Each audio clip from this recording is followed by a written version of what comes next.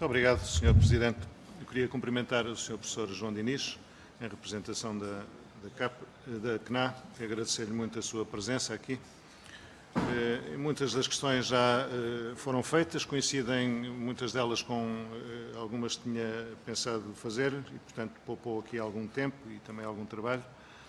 Eu dispenso-me de abordar questões mais de ordem política geral, que foram aqui já muito escalpelizadas. O PCP e o Sr. Professor levantaram aqui por diversas vezes matérias relacionadas com as claras insuficiências do Ministério da Agricultura, em particular relativamente a essas matérias, falaram disso abundantemente. Falaram também das grandes competências do Ministério da Agricultura relativamente à capacidade de propaganda do Ministério da Agricultura, portanto, concordando com essas matérias que referiram, eu queria dispensar-me e fugir um pouco destas matérias de ordem mais geral e focar-me muito em questões muito concretas, objetivas, algumas delas já respondidas até, indo no fundo ao encontro do repto que o Sr. Presidente nos lançou de sermos o mais objetivos possível. E nesse sentido, uma primeira questão que gostava aqui de lhe colocar prende-se com uma entrevista, com declarações do Sr. Professor à Comunicação Social, por ocasião de uma manifestação promovida pela CNA, um conjunto de agricultores que se manifestaram relativamente aos fracos apoios na questão dos incêndios, e o Sr. Professor disse, e cito, que é urgente que haja a correção das injustiças cometidas no processo de apoio aos agricultores e outros rurais lesados pelos fogos florestais. E, nesse sentido, perguntava-lhe que fosse, no sentido de ser muito objetivo, que injustiças são estas a que se referia nestas declarações à Comunicação Social? Muito obrigado, Sr. Deputado. Para responder, por favor.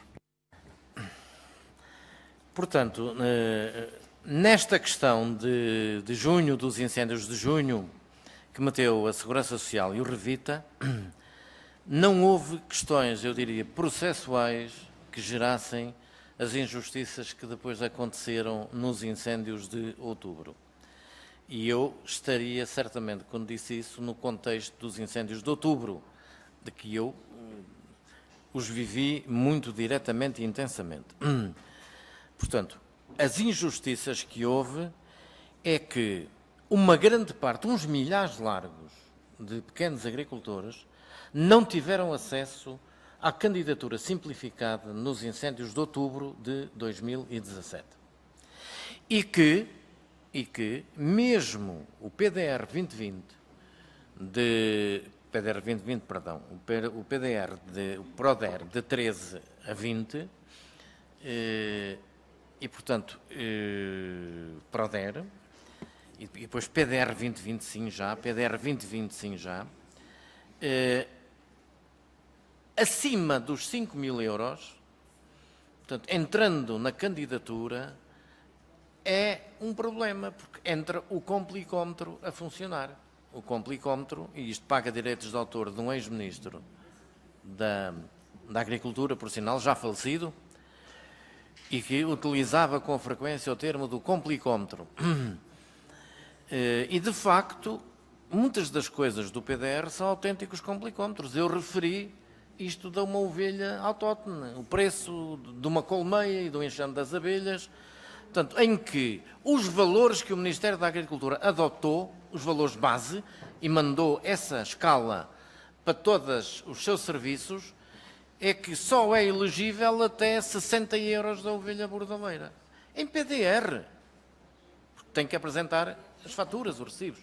Na candidatura simplificada não tinha que apresentar a fatura. E aqui residiu o busilis da questão. Porquê é que terminaram com as candidaturas simplificadas a partir de 2019, após a experiência de 2017? Porque na candidatura simplificada até 5.000 euros não era necessário apresentar a fatura. E, portanto, muitos agricultores trabalharam eles dias a refazer, eles próprios, a refazer a sua exploração, a utilizarem 5.000 euros e mais até. E não precisaram de faturas. Portanto, o Estado aqui, o Governo, viu, não tinha IVA. E o problema foi esse. Portanto, mesmo, não havia faturas, não havia IVA, portanto. Ou seja, esta contabilidade de fiscal, de pessoas das finanças, enfim, que façam as contabilidades todas, mas esta foi a razão, porque basicamente aquilo era justo.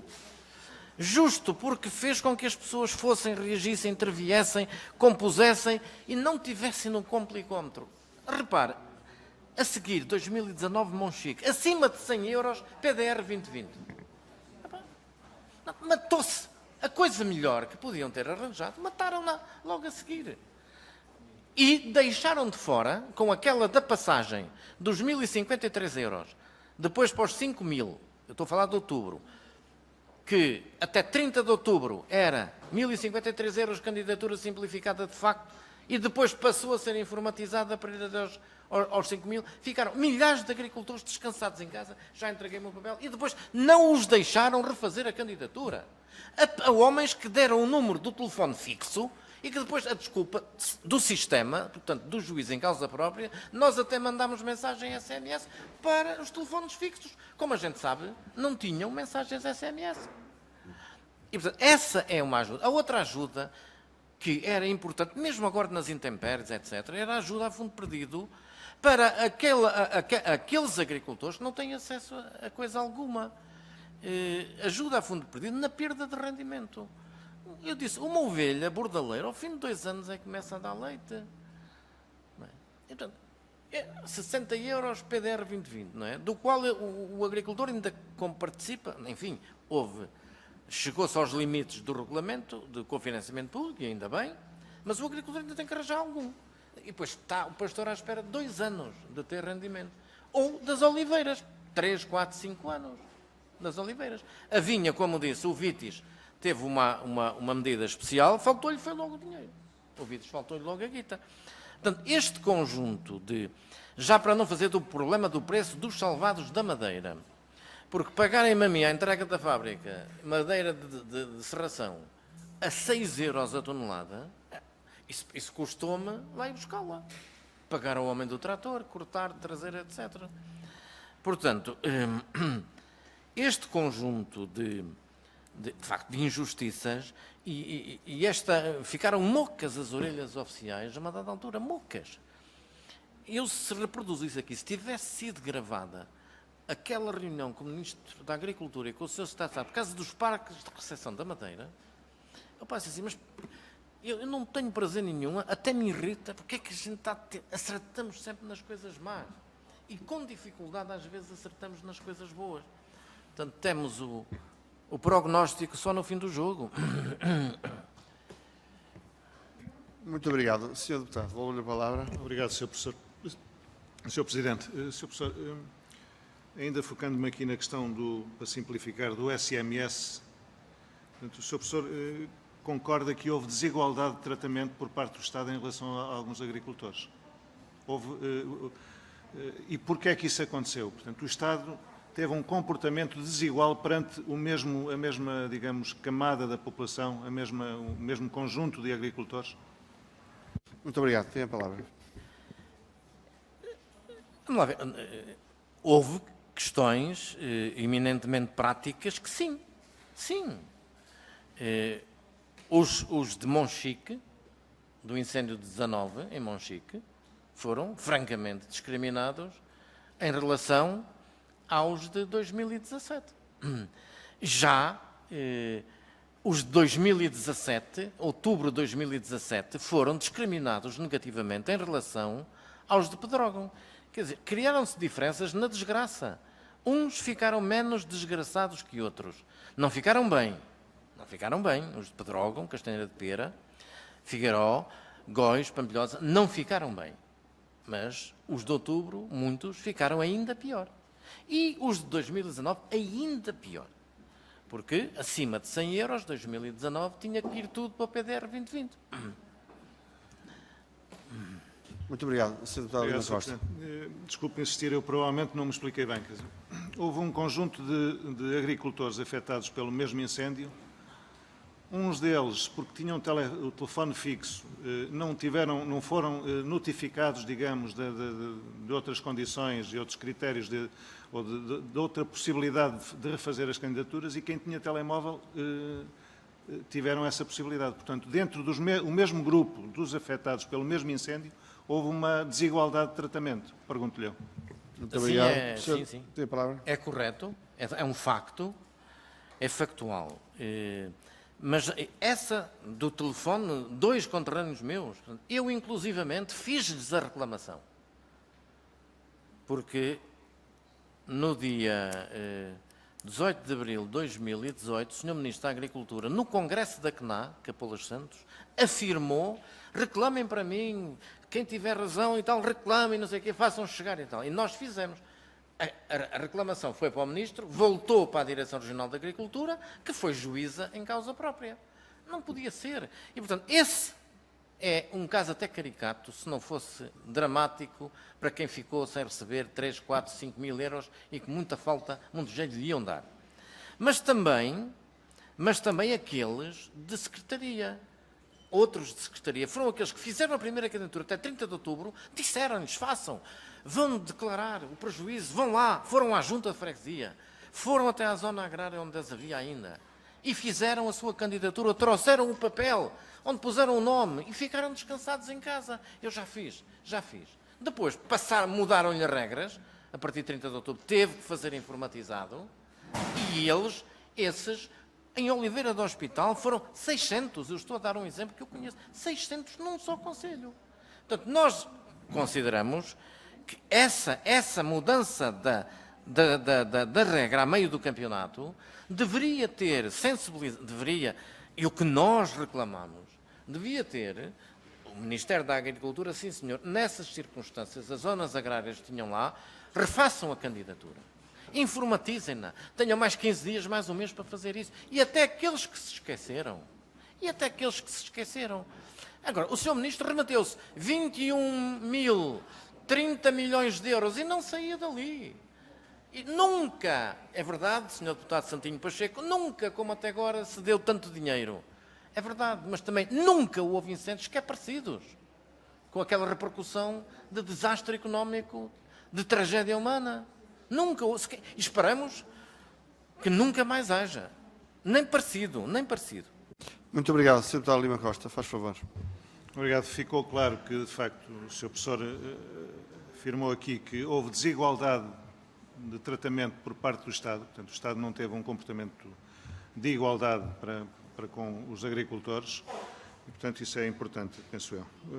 Um segundo aspecto, uma segunda questão, tem a ver com a Lei nº 108 de 2017, de 23 de novembro, que estabelece as medidas de apoio às vítimas dos incêndios florestais ocorridos entre 17 e 24 de junho, bem como medidas urgentes de reforço da prevenção e combate a incêndios florestais. E no artigo 12 é dito, e leio aqui: parques de recepção de salvados. Diz no seu número 1 que o Ministério da Agricultura, Florestas e Desenvolvimento Rural, através do ICN, promove a criação de parques de recepção de produção lenhosa afetados pelos incêndios, para proceder à sua recolha, corte e transporte com vista à sua comercialização e consequente redução de prejuízos verificados. Esta é uma lei da República. Sr. Professor, este ponto número 1 do artigo 12 desta lei foi cumprido? O Ministério promoveu a criação dos parques de recepção de produção lenhosa? Muito obrigado. Para responder, por favor. Nessa reunião de fevereiro de 2018, eu volto sempre a ela, estava-se a discutir com o Ministro Capolas, ou então o Ministro Capolas, e com o Secretário de Estado das Florestas, e eu pessoalmente disse-lhes, quando falaram nisso, nós apresentámos a questão dos parques, não era novo, já tinha sido feito noutras alturas, em que também houve problemas na gestão desses 2003, para aí para trás, e até antes. E então, a pretexto disso, lá foi pagar outra vez o justo pelo pecador. A pretexto de que tinha havido problemas nesses parques públicos, então agora não, parques privados. Os parques são privados. Quem quisesse instalar um parque tinha uma série de coisas a cumprir e organizava o seu próprio parque. Fosse a Pai Noels, ali da biomassa, em linha Erganil, foi o único que eu conheci ali, constituiu um parque de recepção de madeira salvada. Portanto, agora, quando e foram estabelecidos uns preços à produção, supostamente, que se fossem cumpridos até nem era mau. Os preços que está na lei, que seriam pagos ao produtor, à produção da madeira salvada, até nem seriam maus de todo. O problema é como é que isso depois se leva ao terreno. Quem é que paga, quem é que lá vai? Foram intermediários. Onde foram? Isso foi um fiasco completo. Em termos da projeção, 10 milhões de euros, 30 parques, dizia o então Ministro Capolas, e nós dizíamos, não é possível assim.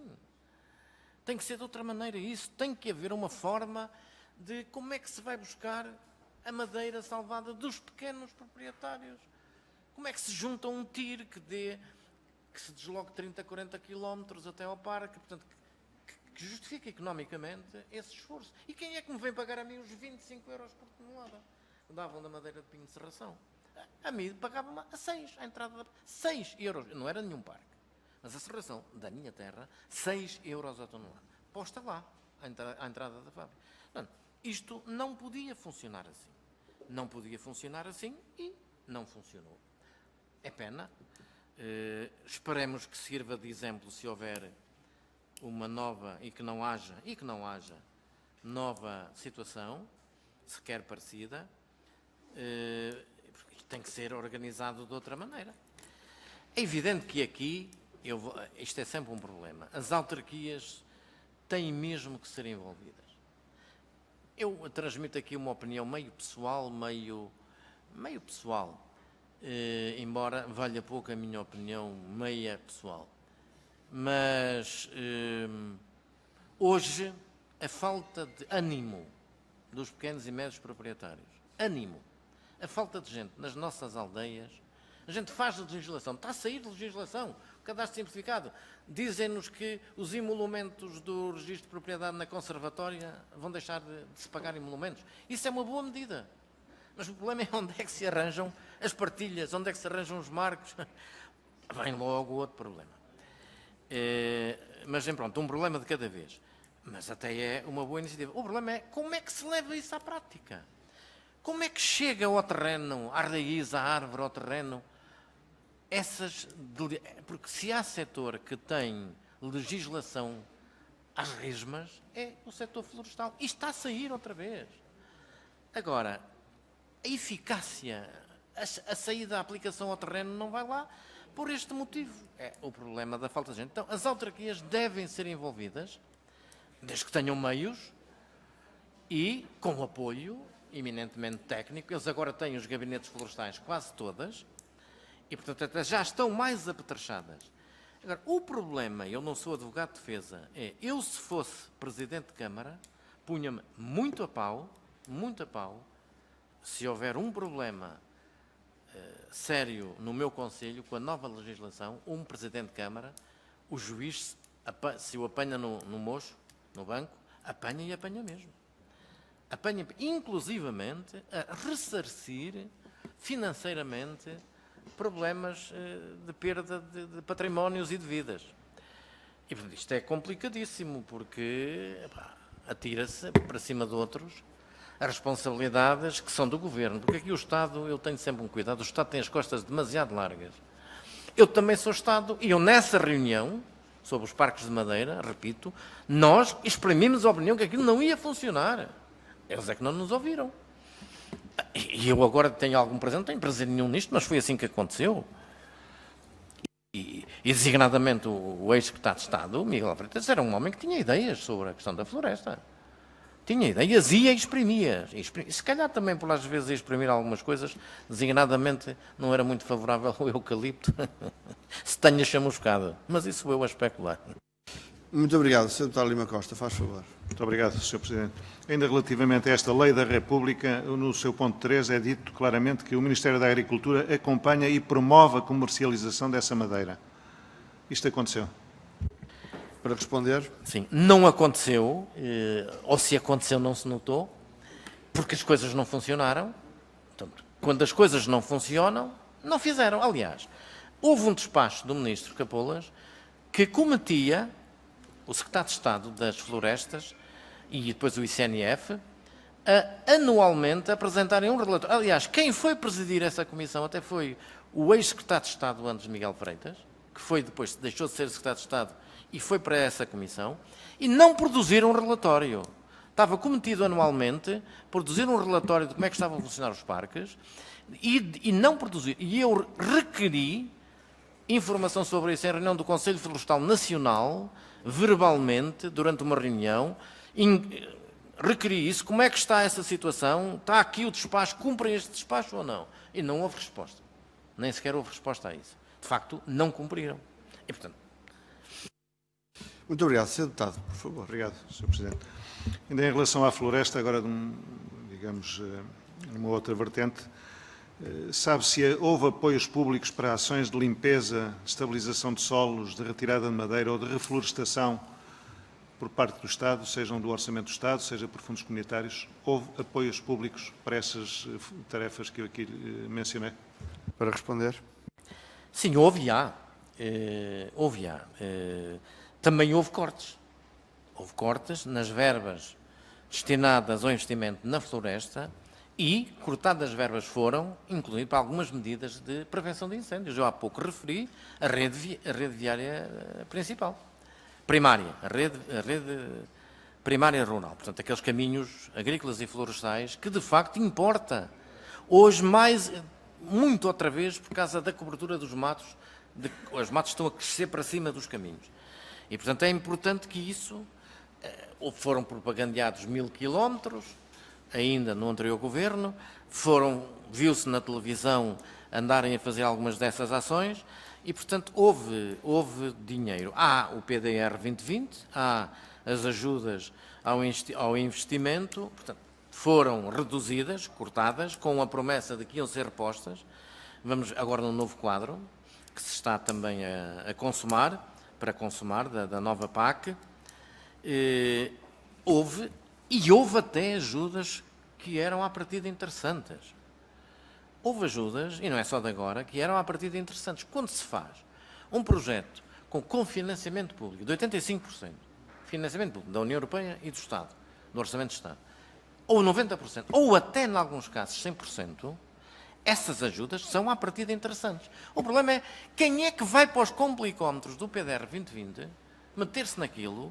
Quem é que tem dinheiro para pagar o projeto? Não é? E depois, quem é que tem dinheiro para adiantar, para depois receber por reembolso? Não é? E esta engrenagem depois fica com estas areias todas e não funciona. O maior exemplo que eu conheço do que é uma lei boa, que é matada antes de nascer, logo na gênese, portanto, nem chega a ser abortada, porque é matada no ato da gênese, não é?